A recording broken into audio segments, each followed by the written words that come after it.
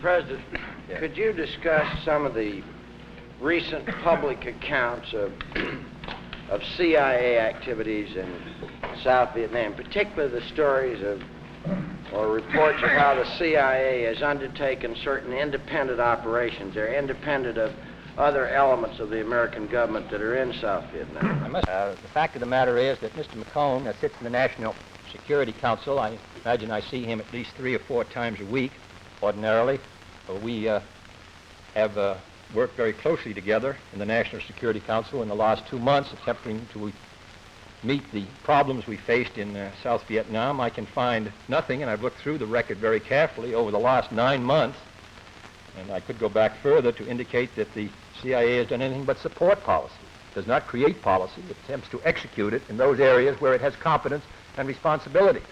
I know that the transfer of Mr. John Richardson, who's a very dedicated public servant, has led to surmises, but I can just assure you flatly that the CIA has not carried out independent activities, but has operated under close control of the Director of Central Intelligence, operating with the cooperation of the National Security Council and under my instructions. So I think that while the CIA may have made mistakes, as we all do on different occasions, and has had many successes, which may go unheralded, in my opinion in this case, it's unfair to charge them as they have been charged. I think they've done a good job. Former head of the CIA, Alan Dulles, says in an interview in the Journal American today that reports of disputes between the CIA and the State Department and various branches of the government in South Vietnam have arisen because, quote, of a lack of a clear-cut operational policy in Washington. And then he goes on to say that he thinks what's needed is less backbiting between U.S. agency officials. In view of the defense you just gave of the CIA, would you care to agree with Dulles' charge or contest it? I'd agree with the last part of it, that the agencies, as we all know, we're faced with a very difficult problem in South Vietnam, which we're all familiar with, both from the military and the political side. Men have different views about what actions we should take, and they talk to members of the press, to all of you, in Saigon, here in Washington.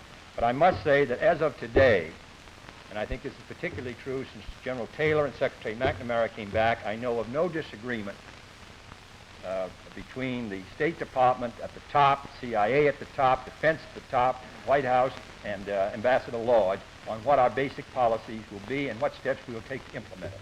Now, if down below there's disagreement, I think in part it will be because they're not wholly informed of what actions we're taking. Some of them are necessarily confidential, but I think our policy, though we can't say what effect it's going to have, I think we are in agreement about what we ought to do.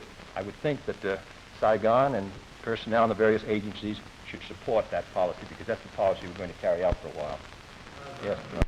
President, how do you feel about Senator Gruning's proposal to set up a congressional committee as a watchdog over the CIA? I think the present committee, there's one in both the House and Senate, which maintains very close liaison with the CIA, is best, considering the sensitive nature of the Central Intelligence Agency's work. As you know, there is a congressional committee in the House, one in the Senate, composed of members of the Appropriations Committee and the Armed Services Committee. They meet frequently with Mr. McCone. He also testifies before the Foreign Relations Committee of the House and Senate and the General Armed Services Committee, and I think the Congress has, through that organization, the means of keeping a liaison with them. In addition, I have an advisory council, which was headed by Dr. Killian formerly. Now Mr. Clark Clifford, includes Jimmy Doolittle and others, Robert Murphy, who also serve as an advisory committee to me on the work of the intelligence community. I'm well satisfied with the present arrangement.